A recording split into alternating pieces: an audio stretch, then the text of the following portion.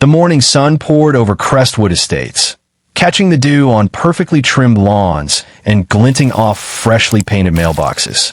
From the air, the neighborhood looked like a meticulously arranged postcard, the kind that promised peace, safety, and suburban bliss. Every street curved gently, lined with identical yet charming houses, each with flower beds that spoke of quiet pride and invisible competition. There's an unspoken symmetry here, a ritual of perfection that whispered to every passerby. This was the American dream realized. For residents moving in, Crestwood Estates promised stability, security, and a life of serene suburban satisfaction. New families were drawn to the community like moths to a perfectly lit porch light, enticed by the clean sidewalks, the manicured greenery, and the illusion of harmony. As neighbors exchanged polite nods over morning coffee, the impression of idyllic coexistence seemed flawless, almost storybook-like. The HOA board, formerly known as the Crestwood Homeowners Association, was touted as a benevolent guardian of property values. Their reputation, however, was as carefully curated as the community itself. Flyers in the mail spoke of landscaping standards, architectural guidelines, and communal events, all designed to foster unity and maintain the pristine image that outsiders admired. On the surface, the HOA's existence felt reasonable, protecting investments, organizing neighborhood block parties, and ensuring the neighborhood looked impeccable. Residents felt reassured, believing they were joining an organization that simply cared for collective well-being. Initially, the regulations appeared trivial, minor stipulations that any reasonable homeowner could comply with. A particular paint palette was approved, lawns had a recommended height, and holiday decorations were restricted to certain time frames. It seemed logical, almost comforting, as if a silent hand was guiding the aesthetic of the neighborhood. Residents who had once feared the unknown of suburban life quickly learned to navigate the expectations with ease. The rules were mere guidelines, right? Weeks passed, and new homeowners, eager, naive, and proud of their fresh investments, worked diligently to fit the neighborhood mold. Every lawn was mowed with surgical precision. Flowers were chosen to match HOA-approved color schemes, and mailboxes were polished to a uniform shine. For a moment, the harmony felt real, tangible, and permanent. Life in Crestwood Estates seemed a gentle rhythm of quiet mornings and calm evenings, punctuated by soft waves of neighborly chatter. But the illusion of perfection carries a cost. Beneath the polished lawns and uniform rooftops, the silent gaze of the HOA board was always present. Meetings, newsletters, and subtle notes left at doorsteps began to hint at an undercurrent, an invisible layer of scrutiny that many residents initially overlooked.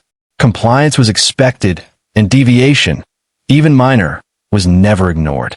What began as casual observation gradually evolved into the perception that the neighborhood was a fragile ecosystem, where a single misstep could unravel the delicate balance the board had so meticulously curated. Newcomers, unaware of the intricate web of expectations, often made innocent errors. A mailbox slightly misaligned, a flower planted outside the designated border, or even an unapproved shade of paint could trigger attention. At first, these infractions appeared benign, often communicated as friendly reminders or small notes in residents' mailboxes. But there was a subtle tone in these communications, a combination of authority and quiet judgment that conveyed an unspoken message. The board was always watching, and no violation was too small to be documented. Over time, the nature of these notices shifted. The language became more formal, the tone sharper, and the consequences, though indirect at first, began to hint at escalating enforcement. Late fees for minor infractions, mandatory correction deadlines, and references to legal obligations started to appear in letters. Residents who had moved in seeking comfort and order began to feel a creeping unease. The safety and security they had expected began to feel conditional, dependent on compliance with rules that were sometimes arbitrary and inconsistently applied. Despite the rising tension, life in Crestwood Estates still carried the semblance of normalcy.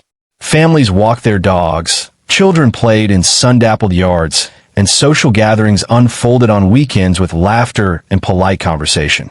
The community projected happiness and order externally, but within, some residents began to whisper doubts about the fairness and consistency of the HOA's actions.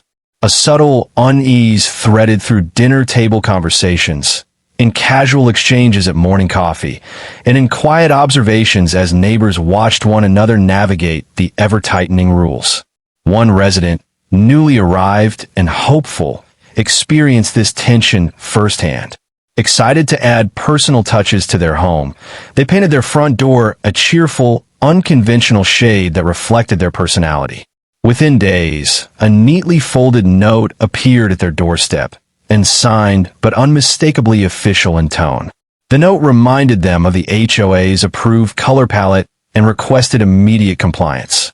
What had been intended as an expression of individuality suddenly became an act of defiance, however unintentional. The incident marked the first real fracture in the illusion of perfection. The once comforting presence of the HOA transformed into a looming authority, a silent observer capable of dictating every visible aspect of a resident's home. The neighborhood's beauty, once inviting, now felt oppressive, as if the very order that had drawn people here was a cage. The realization began to spread quietly. Perfection in Crestwood Estates was not a natural state, but a carefully monitored performance, enforced with vigilance and, at times, veiled intimidation. The stage was set for conflict. What began as a dream, rows of pristine homes, friendly neighbors, and organized community events, was slowly revealing a darker undercurrent. Residents were learning that living under an HOA meant more than adherence to aesthetic rules. It demanded constant vigilance, compromise, and an awareness that even small personal choices could trigger scrutiny.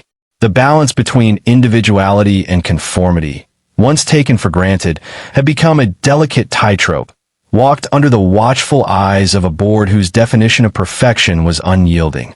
And so, the idyllic facade of Crestwood Estates, with its manicured lawns and symmetrical streets, concealed a tension simmering just beneath the surface. The quiet mornings, the friendly nods, and the picturesque perfection were no longer guarantees of peace, but a fragile illusion, waiting to crack under the weight of unspoken rules, growing expectations, and the inevitable clash between individuality and authority. This was just the beginning. The first gentle tremors of conflict had begun to ripple through Crestwood Estates, setting the stage for what would soon escalate into a full-blown HOA nightmare.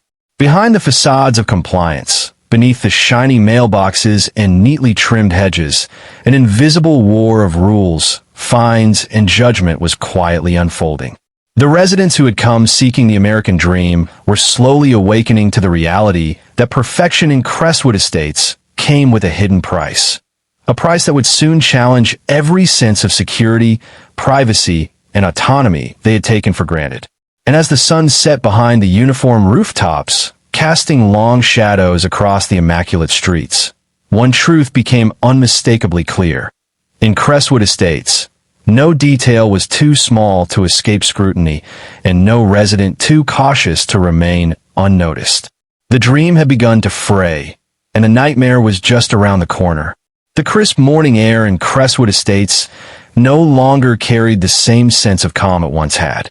The streets, still gleaming under the soft sunlight, began to echo faintly with murmurs of unease. Residents who had once greeted the day with smiles and casual small talk now moved with a subtle tension, their eyes scanning the sidewalks and the houses around them, as if expecting to see something out of place. The HOA, invisible yet omnipresent, had begun to reveal the true extent of its authority. The incident with the freshly painted door was only the beginning, a small but telling demonstration of how the HOA enforced its rules. Within days, similar notices began appearing at other homes, each one meticulously documented and delivered with quiet precision.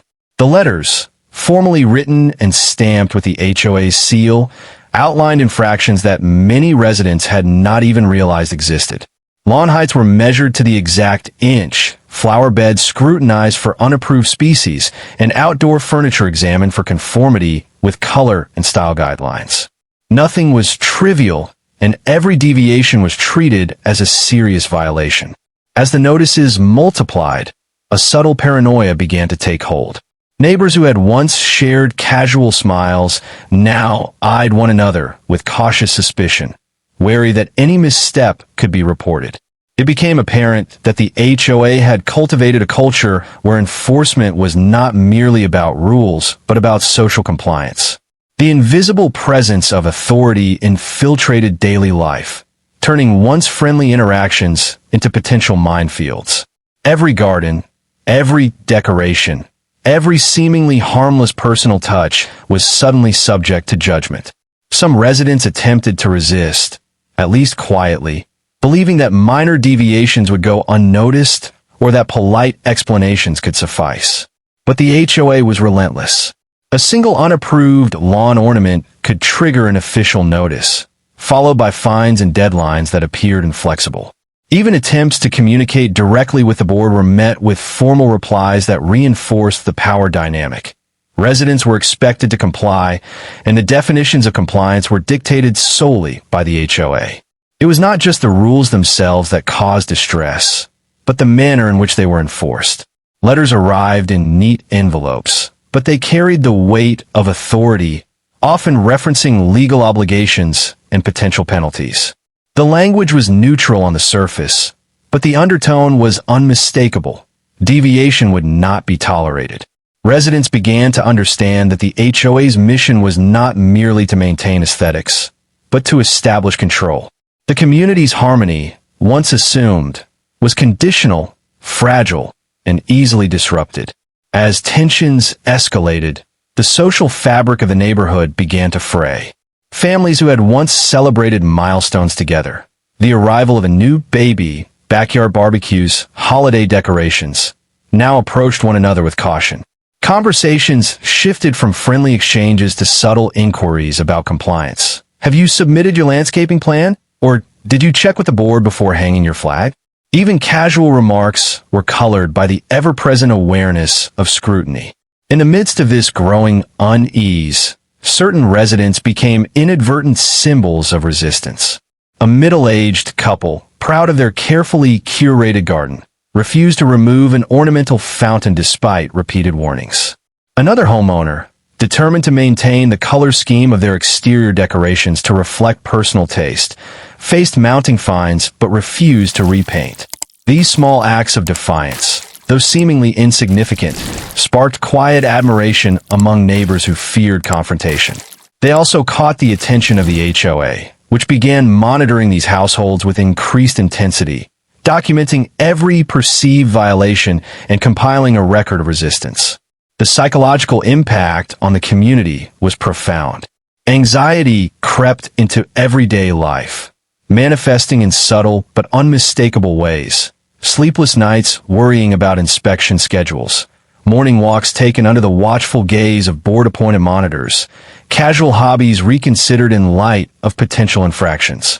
What had once been a dream of suburban tranquility now resembled a tightrope walk, where every personal choice carried potential consequences. Residents realized that even minor acts of individuality, planting a wildflower, placing a chair on the porch, displaying a seasonal decoration, could become triggers for official intervention. For many, the sense of injustice was compounded by the opaque nature of the HOA's authority. The rules, though numerous, were inconsistently enforced, leaving residents guessing which actions would prompt notices and which would pass unnoticed. This inconsistency heightened the tension, creating an environment where paranoia flourished and self-censorship became the norm. Homeowners began to question not only the board's judgment, but also their own instincts, second-guessing decisions that had once felt simple and natural. The mounting pressure reached a tipping point during the neighborhood's first annual inspection. The HOA board, appearing in crisp attire and armed with clipboards, meticulously walked each street, scrutinizing homes with an intensity that felt almost surgical. Measurements were taken, photographs recorded, and notes filed with cold precision. Families watched nervously as their homes were evaluated not only for compliance with visible rules, but for alignment with an invisible standard of perfection that the board alone defined. Every crooked gutter, untrimmed hedge, or mismatched mailbox became a potential violation. As the inspection concluded, letters were already being drafted. Notices of fines, requests for corrective action, and reminders of compliance deadlines were scheduled for delivery, ensuring that the board's presence remained palpable long after they had departed. The message was clear. Crestwood Estates was no longer merely a neighborhood. It was a system governed by rules that were enforced with unwavering authority, where residents were expected to adhere, observe, and above all, submit. Amid the anxiety and quiet tension, whispers began to circulate.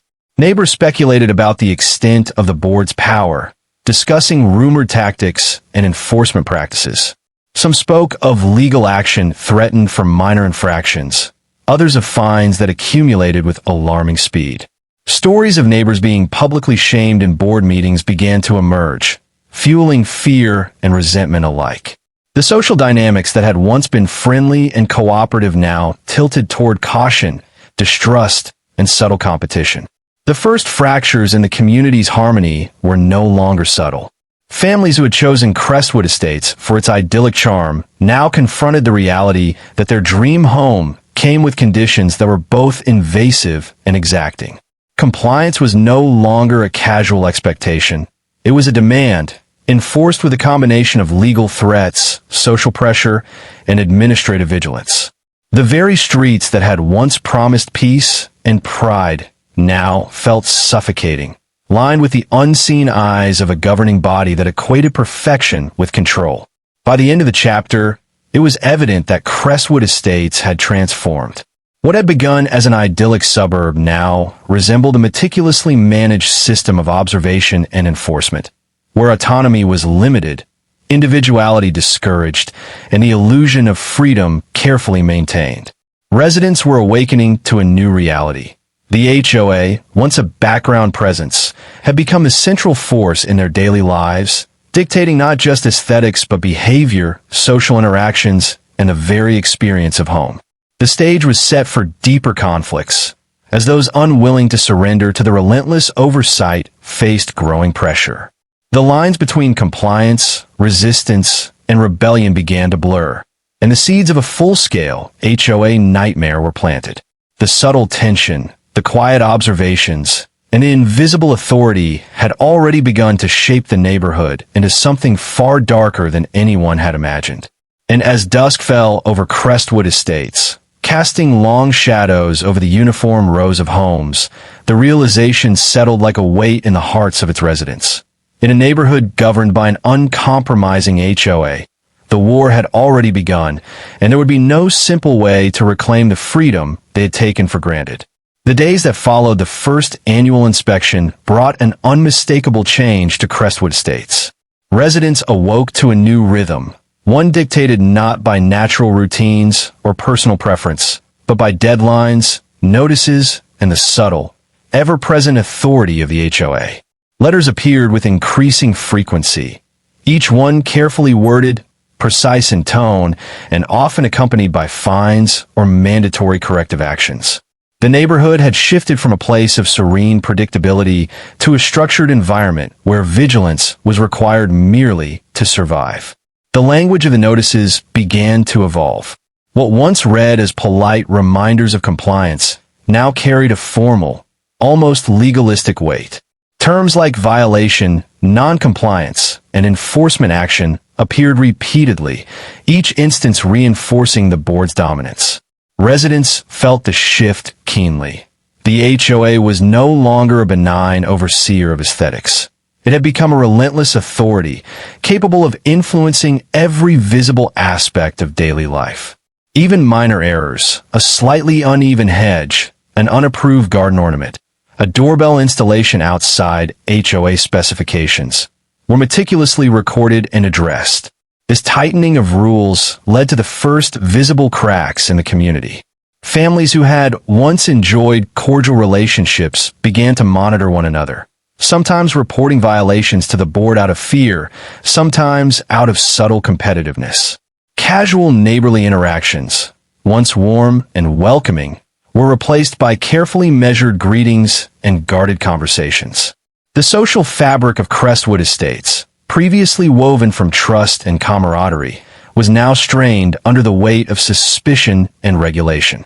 Among the most affected were the families who had chosen to express individuality through home decor or landscaping. One resident, who had planted a vibrant flower garden in front of their house, received repeated notices demanding that certain species be removed. Another, attempting to display tasteful seasonal decorations, was instructed to limit colors to the approved palette or face fines. These seemingly small impositions began to accumulate, creating a sense of intrusion that extended beyond aesthetics. It became deeply personal, touching on identity, freedom, and the sense of home itself. In response, some residents attempted subtle rebellion. They made minimal, careful changes to their homes, testing the limits of what the HOA would tolerate. Others, exhausted by the relentless scrutiny, sought to challenge the board formally, consulting legal counsel or attending HOA meetings in protest. Yet even these acts of defiance were met with procedural resistance. The board had meticulously structured the rules to maintain dominance, ensuring that challenges were slow, bureaucratic, and ultimately disheartening. Residents quickly learned that victory, if achievable, would require endurance, persistence, and an unwavering willingness to confront authority. The psychological toll became increasingly apparent. Anxiety crept into mundane routines, morning walks through the neighborhood, tending the lawn, choosing decorations for holidays. All activities became calculated, performed under the invisible gaze of the HOA. Some residents began to exhibit physical signs of stress, sleepless nights, headaches, and a constant sense of unease that seemed to accompany every glance at their surroundings. The neighborhood, outwardly perfect, had transformed into a psychological battlefield, where compliance was survival and deviation was perilous. Social dynamics shifted as well. Groups formed around shared frustration, whispering about fines, inspections, and perceived injustices. Other residents, wary of drawing attention, withdrew, isolating themselves within their homes, avoiding interaction, and silently observing the enforcement of rules from behind curtained windows. The once unified community was now divided. Those who quietly obeyed, those who resisted, and those caught between fear and defiance. Tensions simmered beneath the surface, often invisible to the casual observer, but palpable to anyone attuned to the neighborhood's subtle shifts. The first public confrontation occurred during a routine board meeting, an event that had previously been ceremonial and uneventful. Residents gathered, expecting discussion of neighborhood improvements or upcoming social events. Instead, the meeting quickly turned tense as the board highlighted a particularly egregious case of noncompliance. A front yard fence painted the wrong shade, cited repeatedly despite multiple warnings. The homeowner, a family who had lived in Crestwood Estates for years, was publicly scrutinized, their actions dissected in meticulous detail. The atmosphere, once polite and cooperative, became charged with judgment, humiliation, and fear. Observers left the meeting with a renewed understanding. The HOA's authority was absolute within the bounds of the neighborhood. Enforcement was not just a process, it was a performance designed to maintain power, visibility, and control. Residents recognized that compliance could no longer be passive. It required constant vigilance, knowledge of the rules, and awareness that the board's interpretation was final. Every decision, no matter how minor, carried potential consequences. The idea of autonomy within one's own home, once taken for granted, was steadily eroding. As the weeks passed, enforcement methods intensified. The board implemented scheduled inspections, formal documentation procedures, and a reporting system that encouraged neighbors to monitor one another. Even previously unnoticed details, driveway markings, mailbox alignment, garden edging, were scrutinized, often photographed and recorded. Fines accumulated and deadlines for correction tightened, leaving residents in a constant state of alert. The neighborhood's external appearance remained flawless, yet beneath the polished lawns and uniform rooftops, stress, tension, and quiet resentment flourished. The most striking transformation was the way personal expression became a form of rebellion. Small acts, a brightly colored welcome mat, an unusual plant choice, a holiday display beyond approved dates, were laden with meaning. To comply fully was to surrender individuality. To deviate, even subtly, was to risk punishment. Residents who once took pride in their homes now measured every choice against the invisible authority, creating a pervasive sense of constraint. The neighborhood had become not just a physical space, but a social experiment, observing the limits of conformity, fear, and control. Amid this environment, rumors and speculation grew. Whispers about hidden HOA motives, secret monitoring practices, and excessive fines circulated. Stories of neighbors fined thousands of dollars for minor infractions spread quickly, heightening fear and mistrust. Social gatherings, once moments of shared enjoyment, became forums for discussion, complaint, and subtle plotting. The neighborhood's harmony, already fragile, was further undermined as residents struggled to reconcile the outward appearance of perfection with the inward reality of constraint, surveillance, and tension. By the end of the chapter, the mood in Crestwood Estates had irrevocably changed. The HOA, having tightened rules and established an unyielding presence, had transformed the neighborhood from a dream suburb into a controlled environment where every action was observed, documented, and judged. Residents lived in quiet apprehension, their sense of safety and autonomy replaced by the constant awareness of oversight. The stage was set for the inevitable clashes, as the limits of patience, tolerance, and endurance began to collide with the board's uncompromising authority. And as night fell over Crestwood Estates, the glow from street lamps illuminated the uniform rows of homes, casting long shadows that seemed almost alive. Within these shadows, the seeds of resistance, rebellion, and confrontation were beginning to take root, hinting at the storm that was about to engulf the neighborhood. By the time the fourth season rolled through Crestwood Estates, the neighborhood had become a quiet battleground. The once idyllic streets, bathed in sunlight and lined with meticulously trimmed hedges, now carried an undercurrent of tension that permeated every corner. Residents moved carefully, calculating every action, aware that even the smallest deviation from the HOA's rules could trigger warnings, fines, or public scrutiny.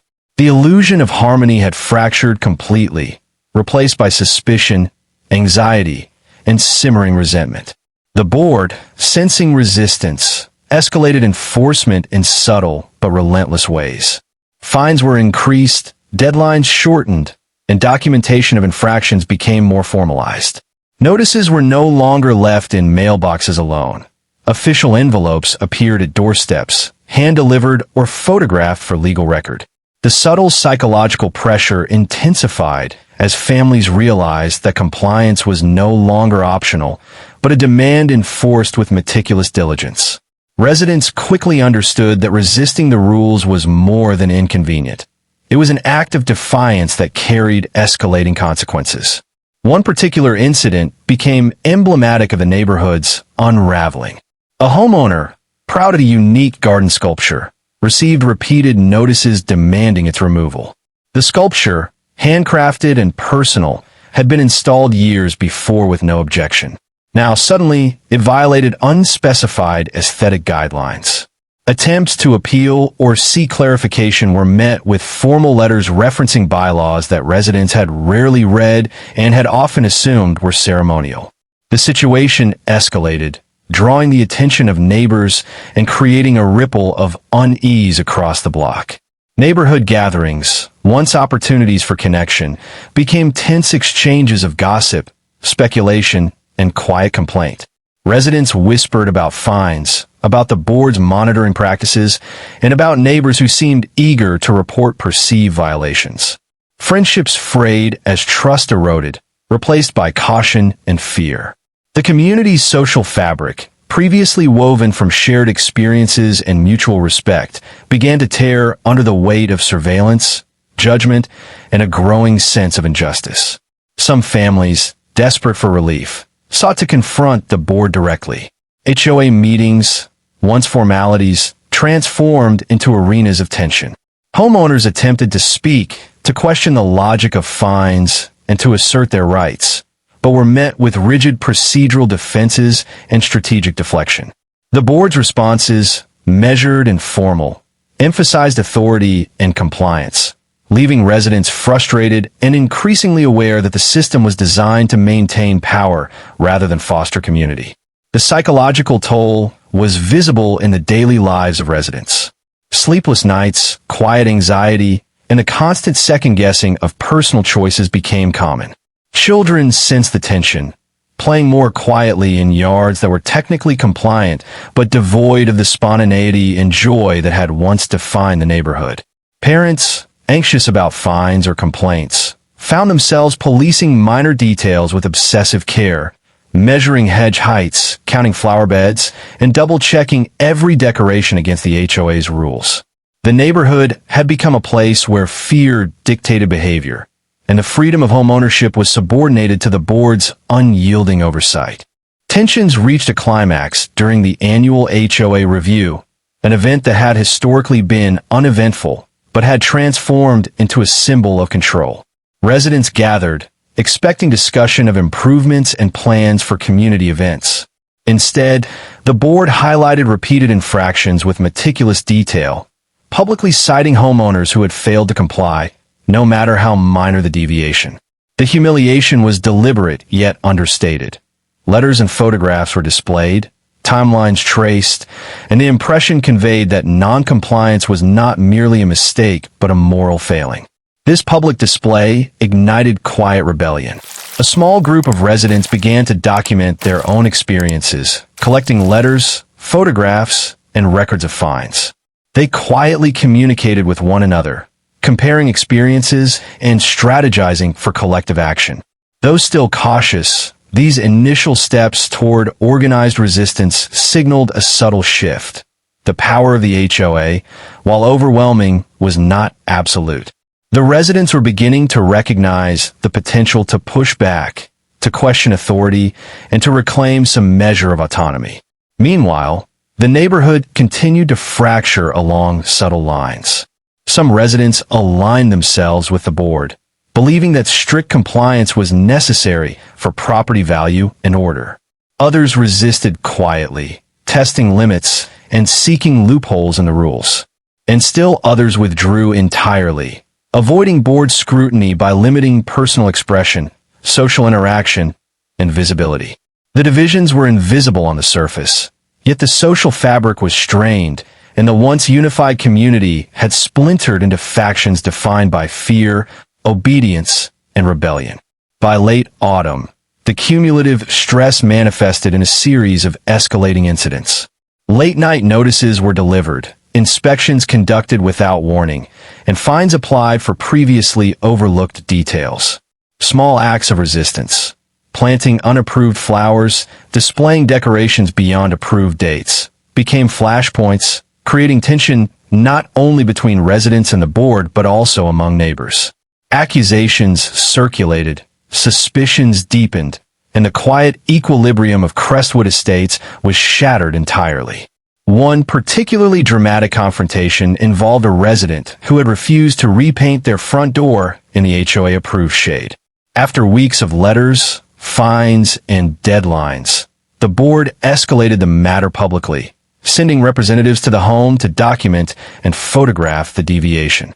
Neighbors watched as the resident stood their ground, the first visible act of defiance that broke the illusion of complete compliance. This moment, though seemingly small, galvanized other residents, illustrating that resistance was possible even in a system designed to suppress it. The breaking point had arrived. Crestwood Estates, once the dream of suburban perfection, had transformed into a microcosm of tension, fear, and control. The HOA's rules, enforced with unwavering diligence, had pushed residents to the edge, forcing choices between compliance, resistance, or withdrawal. The neighborhood's external beauty remained intact: pristine lawns, gleaming rooftops, and orderly streets. But beneath the surface, the social, psychological, and emotional landscape was in turmoil. As the sun set over Crestwood Estates, casting long shadows across the uniform rows of homes, the residents understood a painful truth. The dream had become a battlefield. The HOA had won the first rounds, but the seeds of rebellion had been planted. And in the quiet of the night, as lights glimmered in the perfectly aligned windows, the stage was set for a confrontation that would challenge authority, test patience, and redefine the meaning of home. Winter settled over Crestwood Estates with an almost ironic calm. The streets remained immaculate, dusted with frost on the sidewalks and trimmed hedges shimmering with icy perfection. Yet beneath the surface, the community was anything but calm. The tension that had been building for months reached a fevered pitch. What had started as subtle notices, fines, and inspections had transformed into a pervasive sense of rebellion simmering quietly in every yard, driveway, and home.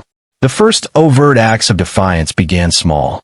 Residents placed temporary decorations that skirted the rules, subtly ignored minor infraction notices, and began questioning the board's authority more openly.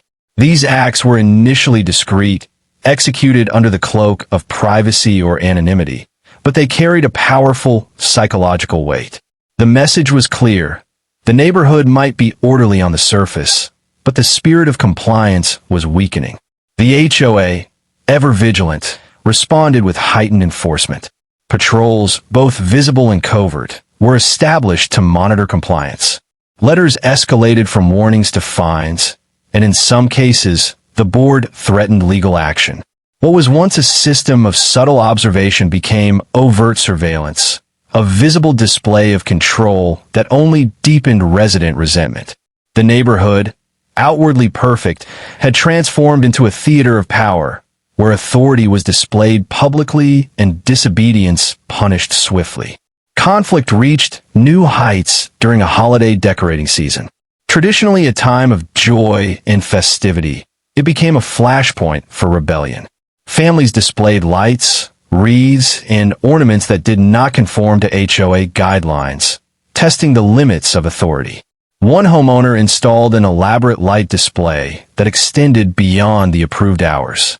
Another set up a large, handcrafted holiday sculpture in the front yard, ignoring repeated warnings. The board responded with fines, threats, and public documentation, sparking heated discussions among neighbors and drawing media attention from local outlets intrigued by the unfolding drama. At the heart of this rebellion was a small but determined group of residents who refused to yield. They organized informal meetings in homes and garages, sharing documentation, strategizing resistance, and supporting one another against the escalating pressures. Their unity emboldened others, transforming quiet dissatisfaction into a collective consciousness of defiance. The first seeds of neighborhood uprising had taken root, fueled by shared frustration and a growing understanding that compliance was no longer a personal choice, but a forced submission. The psychological climate of Crestwood Estates reflected this growing rebellion. Residents walked the streets with heightened awareness, observing neighbors, calculating risks, and gauging reactions. Conversations became charged with subtle tension, even among those who remained neutral. The once polished community interactions now carried the weight of political maneuvering, alliances, and hidden agendas. Even casual interactions at mailboxes or during walks took on layers of meaning, as residents tried to discern who had aligned with the board, who was quietly resisting, and who might be silently documenting their actions. The board, in turn, escalated its presence to counter this growing defiance. Meetings became battlegrounds, inspections intensified, and letters arrived with unprecedented frequency. Residents received notices citing technicalities, referencing obscure clauses in the bylaws, and threatening substantial penalties. Yet despite the relentless enforcement, the rebellion grew. Residents discovered that the power of solidarity, shared documentation, and collective defiance could blunt the board's authority. Each act of resistance, no matter how small, served as inspiration for others, building a network of quiet yet formidable opposition. Tensions erupted during the annual winter HOA meeting held in the community clubhouse. What had once been a ceremonial gathering for updates and light discussion transformed into a public showdown.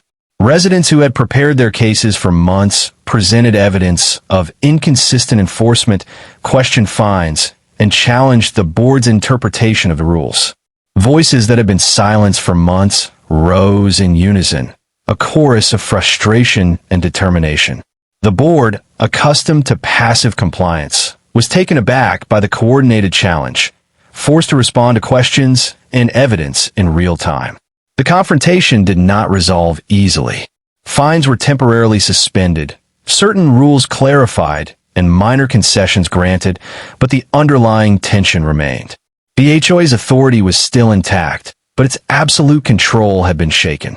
For the first time, residents sensed that resistance was possible and that collective action could create change. The perception of power had shifted. The board was formidable, but not invincible. As the meeting ended and residents departed, the streets of Crestwood Estates appeared unchanged.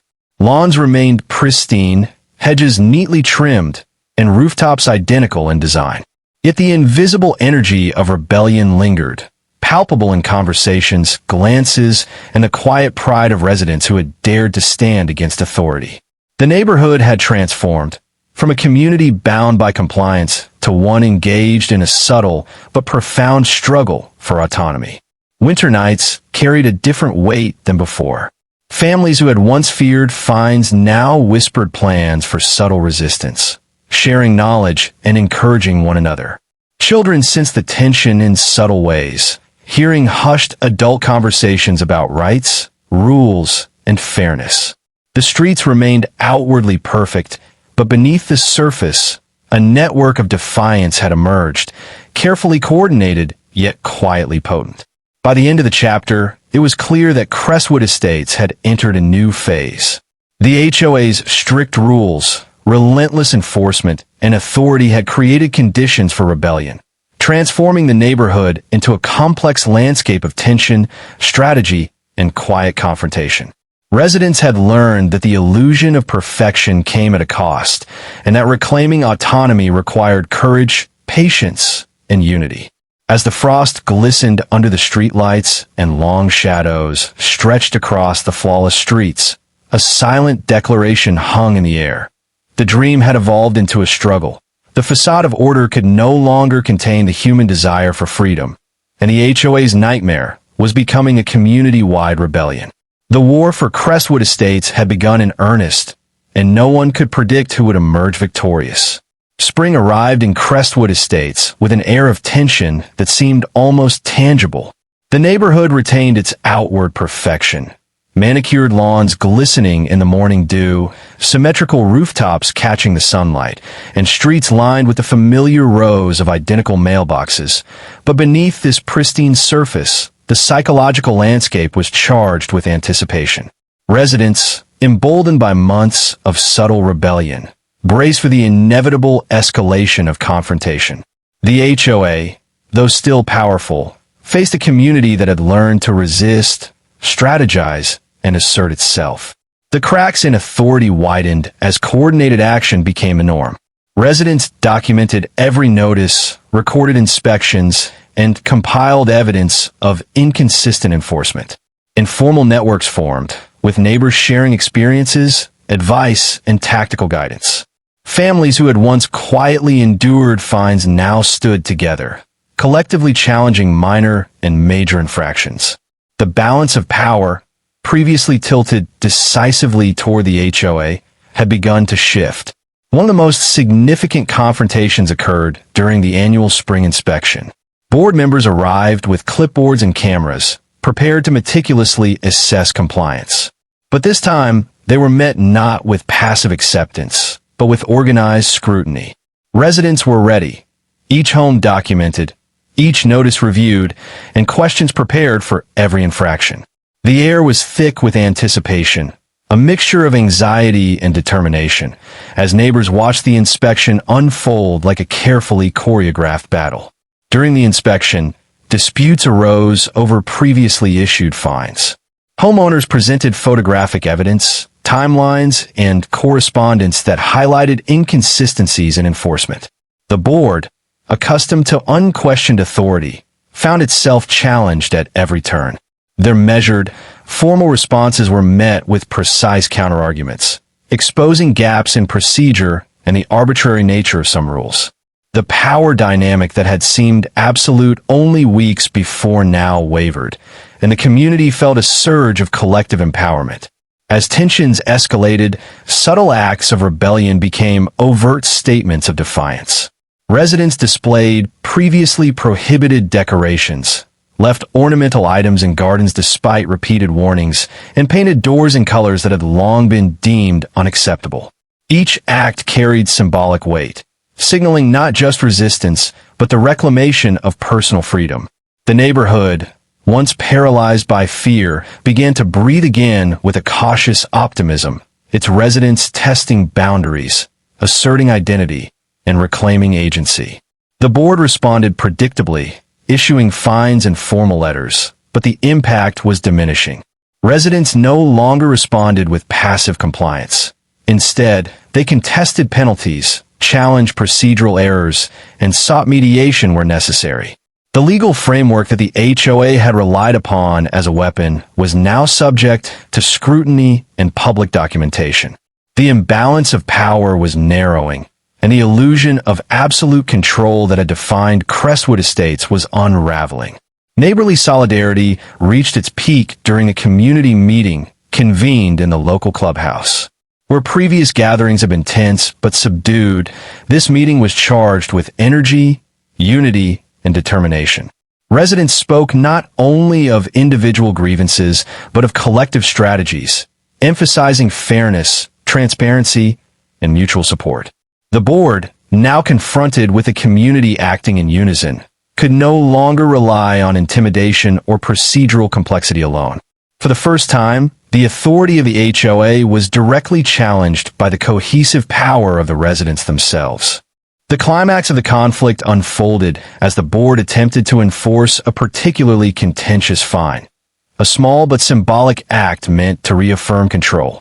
Residents had prepared meticulously, submitting evidence of inconsistency, procedural errors, and violations of their own rights under local regulations. The confrontation was intense, formal, and at times heated, yet it showcased the newfound agency of the community. In the end, the board relented on multiple counts, adjusting fines, clarifying rules, and agreeing to implement a more transparent enforcement process. Victory, though partial, was undeniable. This resolution, however, was not just legal or procedural. It was psychological. Residents had regained a sense of autonomy, pride, and confidence. The streets of Crestwood Estates, though outwardly unchanged, now carried the invisible imprint of collective empowerment. Families could reclaim personal expression without fear of immediate reprisal. Social bonds were cautiously repaired, and the neighborhood learned a powerful lesson. Compliance without understanding and enforcement without transparency could never fully suppress human agency. The final weeks saw a delicate rebalancing. The HOA continued to exist, its rules in place, but its authority had been tempered. Residents embraced a careful, negotiated coexistence where compliance was measured, fairness was expected, and arbitrary enforcement was mitigated by accountability.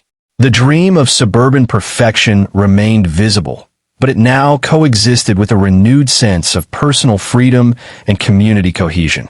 The legacy of the HOA nightmare lingered in subtle ways. Families were more vigilant, more aware of governance, and more connected in their shared experiences of resistance. New homeowners, entering the neighborhood, were met with stories of caution, strategy, and empowerment. A cautionary tale of compliance and rebellion intertwined.